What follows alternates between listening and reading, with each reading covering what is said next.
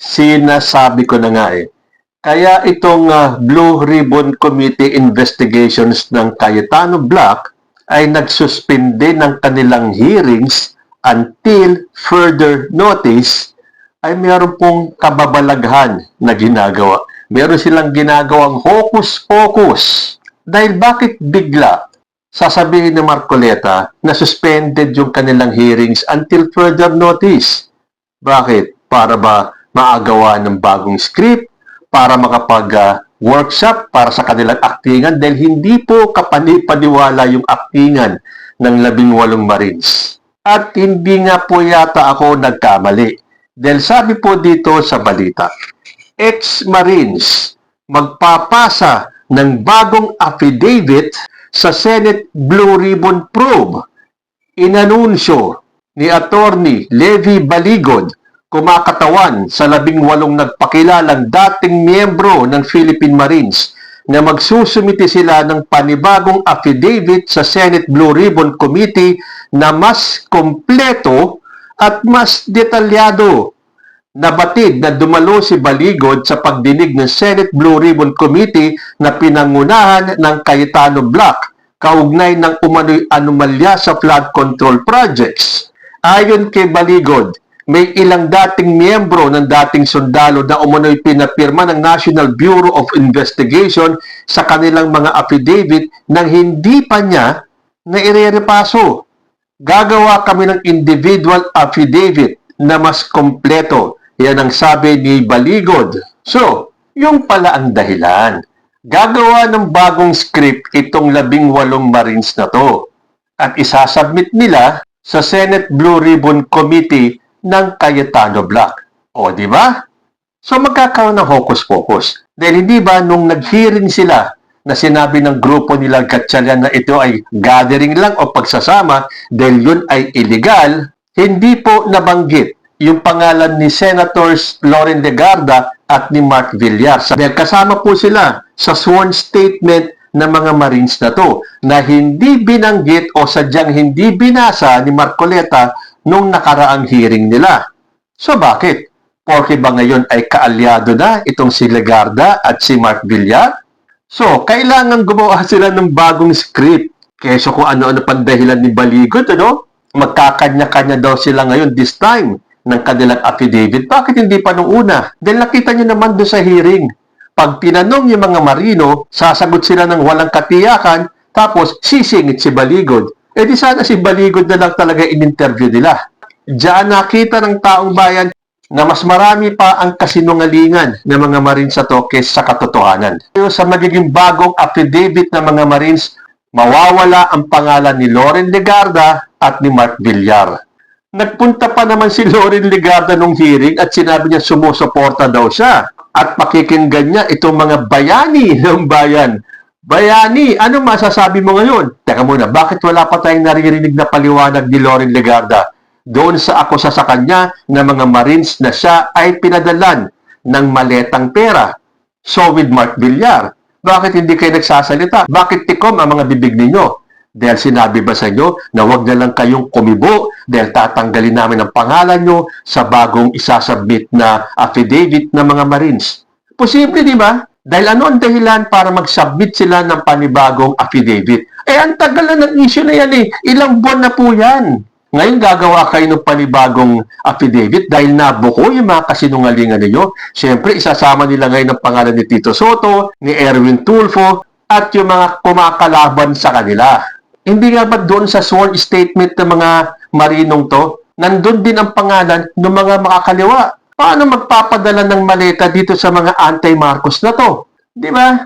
Ang pinupunto kasi itong mga Marines na to, tinuturo nila kay President Bongbong Marcos at sinabing nilaglag na daw ng tuluyan ng mga Marines. Binulgar na daw nila si President Bongbong Marcos bilang mastermind nitong flood control anomalies. Sinong maniniwala sa inyo?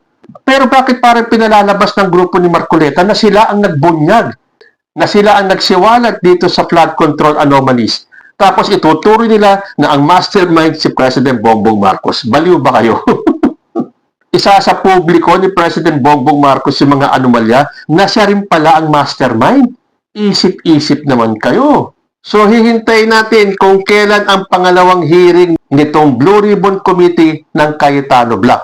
Yan ay kung sila ay makakapag-hearing pa muli. Dahil may banta si Senator Erwin Tulfo. Ka na ilang taong ka na sa Senado, try me. Magpahiring ka ng Blue Ribbon ulit. Magpahiring ka. I don't care kung dati kang Senate President, dati kang Speaker of the House, I don't give up. Talagang papahuli kita. Kung hindi papahuli, kung ayaw ng usa, bibit-biting kita, kukwilyuhan kita, palalayasin kita dyan sa floor na yan. Because I am the legitimate Blue Ribbon Chairman. Nako, magawa kaya ito ni Senator Erwin Tulfo kasi banas na tong grupo ni Erwin Tulfo eh. Dahil masyadong kapit-tuko itong si Alan Peter Cayetano sa kanyang pwesto. Hindi niyo ba nakikita? Ha? Kayong natitira dyan sa kampo ni Cayetano? Ginagamit lang kayo ni Cayetano para sa sarili niyang interes. Although kung meron man kayong sariling interes, mas doble, mas triple ang interes ni Cayetano kaysa sa inyo. Kaya nga itong si Chis Escudero, hindi na nakatiis at nag-over the bakod. Meron pa nga daw susunod eh, si Joel Villanueva daw. Although may nabasa tayong post ni Joel Villanueva na hindi daw niya iiwanan si Cayetano. Kaya nga ngayon mag-iingat ka sa binabasa mo. Then may sinasabi daw si Villanueva na kahit sila ay magkaalyado nitong si Cayetano, kung may nakikita siyang mali, kakalas siya. Although meron naman post na sinabing hindi niya iiwanan itong grupo ni Cayetano. So abangan na lang natin. Sa Lunes daw, meron magja-jump ship. Dahil kung nagawa ni Escuderong lumundag, ano ang pipigil sa iba? Lalo na kung puro kahihiyan lang ang dinadala nitong si Cayetano sa Senado na nadadamay itong mga kaalyado niya. Ngayon, titignan natin kung maglalakas loob pa itong si Cayetano na sundan yung kanilang investigasyon. Lalo na sa Lunes, nakatakda po yung Blue Ribbon Committee investigation ng Gatchalian Black naman. At sinasabi pong si dating Speaker Martin Romualdez, nagpakilalang 18 ex-Marines, Attorney Levi Baligod, dating Congressman Mike Defensor, kabilang sa mga inimbitahan sa pagdinig ng Blue Ribbon Committee ng Gatchalian Black. Tingnan nga natin kung sisipot itong mga to, pero itong mga marinong to, mukhang malabo pong sumipot. Dahil ayon po sa balita, susundin ng kampo ng 18 ex-Marines ang magiging desisyon ni Senate President Alan Peter Cayetano kung dadalo sila sa pagdinig ng Senate Blue Ribbon Committee sa Lunes, June 8. If this is the guidance from the Senate President na kinikilala naman din ng kabila, yun ang susundin namin. Ayon yan kay Mike Defensor. Sige, patigasan ng ulo kayo. Akala ko ba sabi ni Alan Cayetano na nasa kanila lang ang kapangyarihan, nasa amin ang katotohanan. Sige nga, kung talagang ikaw ay para sa katotohanan, dapat pasiputin mo itong 18 Marines na to sa magiging investigasyon ng Gatchalian Black. Natatakot ka? Dahil pagdating sa Lunes at sila ay sumipot, siguradong makakanda utal-utal sila. Oras na sila ay in-Ross examine na mga tanong. So kung talagang ikaw ay para sa katotohanan, huwag mong pigilan yung grupo ng mga Marines at dapat itong si Mike Defensor, sumipot ka din para magkaharapan kayo ng inyong mga inaakusahan. Dahil ang balita natin, marami sa inakusahan ng 18 Marines ay handang sumipot sa Lunes para magkaharap-harapan na. So sisipot kaya itong mga to o mababag ang buntot? Dahil oras na sila ay hindi sumipot, isa lang po ang ibig sabihin niyan. Nagsisinungaling sila. O hihintayin pa nilang mabuo yung bago nilang script. Pero hindi na po sila papayagan pa na magkaroon ng pangalawang pagdinig dyan sa kanilang Senate Blue Ribbon Committee ng Cayetano Black. Dahil kung tutuusin daw, illegal itong ginagawa ni Cayetano. Pero siyempre, alam mo naman si Cayetano, para sa kanya, siya pa rin ang Senate President. Pero alam niyo ba, na kahit na itong si dating spokesperson ni dating Pangulong Rodrigo Duterte ay walang bilib dito sa mga 18 Marines na to. Kaya kung minsan nagtataka ako eh. Sunod-sunod dyan mga pahayag ni Panelo na parang taliwas sa mga dati niyang nasasabi eh. Bakit parang kaalyado niya na itong mga pinagsasabihan niya or yung nagsasalita siya na hindi siya pabor sa ginagawa nila? Tulad nung kay Attorney Jimmy Bondoc, yung kay Harry Roque nga, di ba? tutol na tutol itong si Panelo. So may bago na naman po siyang tinututulan. Dito sa drama ng kung tutuusin ay kapwa niya DDS. Sabi po dito sa Corrupt Republic, walang bilib si dating Presidential Legal Counsel Salvador Panelo sa mga alegasyon ng 18 Marines na iniharap sa hearing ng kampo ni Alan Peter Cayetano. Ayon kay Panelo, madali lang umanong magkwento na may ibinigay na maleta ng pera. Ngunit ang mahalagang tanong ay kung may sapat bang ebidensya upang patunayan ito.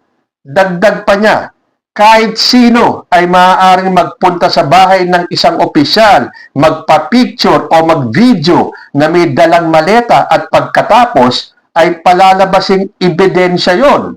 Lalong nabawasan ang kredibilidad ng grupo matapos mabunyag ang mga mali sa kanilang mga affidavit, kabilang ang pagdawit sa mga personalidad na hindi tugma sa timeline ng kanilang mga aligasyon.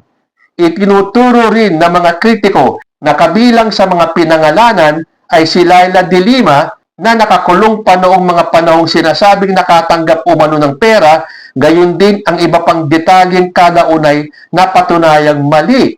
Para sa marami, ang tanong ngayon ay hindi na kung gaano kalaki ang aligasyon, kundi kung gaano ito katibay kapag sinuri ang mga katotohanan. Parang feeling ko may patama ito kay Jaime Marcos. Dahil di ba nung hearing ng Cayetano Black, nung naglabas sila ng pictures na kasama yung isa sa ex-Marines sa picture with Sandro Marcos and President Bongbong Marcos, akala mo naman naka-scoop na itong si Jaime Marcos na nahuli niya na ebidensya na yun. Nagpa-picture lang, sasabihin mong yun na ang pasabog. Pasabog? Yan na ba yung sinabing huwag kayong kukurap? Pero para kay Jaime Marcos, gotcha! Nahuli ko kayo. Ay, nako, mismong itong ka-DDS nyo, Jaime Marcos, ay hindi naniniwala sa mga pasabog ng 18 Marines. Paano yan? Kayo na lang, hindi kayo nagkakaisa sa inyong mga paniniwala. Dahil bukod sa sinabi ni Panelo na naging sablay ng 18 Marines, ito pa po ang ilan sa kanila. Dahil una nga, ang claim nila, binigyan ng maleta si Laila de Lima noong 2022 hanggang 2025 sa utos ni Saldico. Ang katotohanan niyan, si Laila de Lima ay nakakulong mula 2017 hanggang 2023. Sabi ng mga Marines, binigyan ng maleta si Tito Soto noong 2022 hanggang 2025 sa utos ni Saldico. Sa katotohanan na yan, hindi pa senador si Soto noong 2022 hanggang 2025. Ang pahayag pa ng 18 Marines na inabot sa executive assistant ni Soto na si Mark ang maleta noong 2022 to 2025. But the fact is, namatay si Mark noong 2015. Sabi pa ng mga Marines, binigyan ng maleta si Erwin Tulfo mula 2025 GAA na naipasa noong 2024. Ang katotohanan niyan ay nanalong senador noon lamang May 2025. And the fact is, sa ipinasang affidavit ng 18 Marines, inabutan ng maleta sina Loren Legarda, Mark Villar at Camille Villar. Pero bakit hindi sila kasama sa investigasyon ni na Marcoleta at Cayetano? At isa pang bonus fact, ayon sa Philippine Navy and Marines, 4 sa 18 Marines ay walang anumang record of service at hindi kailanman naging miyembro ng Philippine Navy o Philippine Marine Corps. Sa natitirang 14 na may record sa militar, ang majority o halos lahat sa kanila ay dishonorably discharged dahil sa iba't ibang paglabag o kaso nung sila ay nasa active duty pa. So, paano yung paniniwalaan nitong mga Marines na to? Tapos ngayon, sasabihin nila, magsasubmit sila ng bagong sworn statement o affidavit. Nung una nga, hindi nyo na naloko ang taong bayan eh. Lalo pa ngayon, nagagawa kayo ng bago para magdagdag kayo ng pangalan at alisin yung mga kaalyado nyong si Loren Legarda at ang mga Villar. So sige, hamon ni Erwin Tulfo, subukan nyong mag-hearing muli at kayo ay ipapupulis ng Gatchalian Black. Takutan? Hindi. Katotohanan. Tingnan natin kung titindig pa rin si Alan Peter Cayetano at ipagpipilitan na siya pa rin ang Senate President ng bansa. Kayo po, ano ang masasabi nyo sa continuing saga ng mga drama sa Senado? Comment lang po down below and I will see you in my next video. Diyos te Agmina.